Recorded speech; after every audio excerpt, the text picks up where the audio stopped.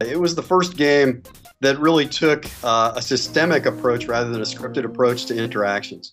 What that meant was instead of the designer determining how every problem or challenge would be overcome, the player could decide how to do that. Players got to show how clever and creative they were rather than designers doing it. That was a revelation.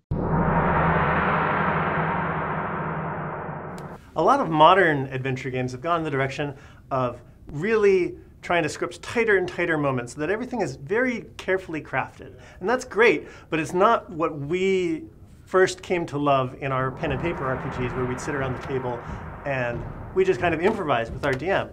And that's a kind of story that we would like to hear more from our players. We want to have the kind of experience in video games that we always loved having with our friends.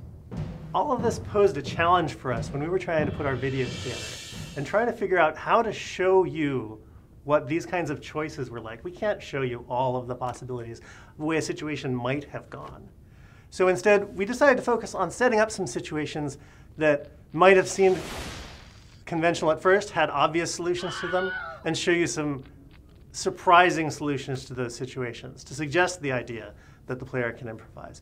So in the scene where you see the wizard running away from the spiders, he's got just the one spell left. He can't take on all those spiders. What is he going to do? You know, he runs away over the bridge. I can't take out all these spiders, but I can take out that bridge. This, of course, leaves us with a whole new problem.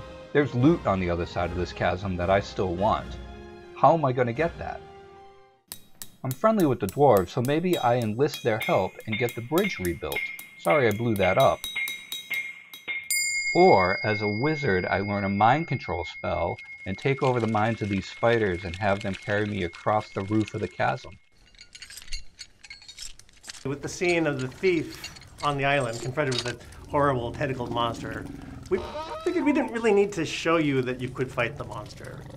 You know, in a fantasy role-playing game, you probably know that you can fight monsters, right? So we wanted to show what happens when that's the type of character who isn't really focusing on that approach. Maybe they're not the greatest warrior, but they're nimble. You know, they've worked on their jumping and acrobatic skills. They can avoid the monster, go over to this apparatus that's attached nearby, and do the swashbuckling move to escape instead.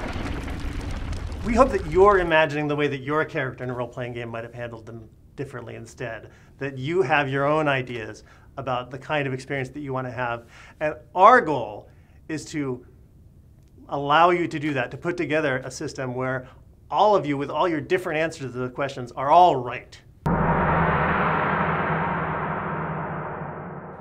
You really get the sense that you're in a real place, not that you're in a cartoony or gamey space, but that you're in a space that reflects what you know of the real world, even if you're interacting with dwarves and elves and other fantasy creatures. There are always reasons why the world looks and feels the way it does. There are reasons why characters in that world respond to you and to each other the way they do. So what this means is that your actions as a player will have consequences on the kinds of encounters you might have, the kinds of conversations you might have. The things that you do in the world will affect what kinds of animals might thrive in the underworld, what kinds of things you'll see later, how the environment around you will develop. The things that you do are things that the characters that you encounter are going to have opinions about, not just that they'll give you quests, and if you go fetch them a hamburger, they'll give you a quest item, but that they watch the way that you approach playing the game. And they have things that they think are good and things that they think are bad.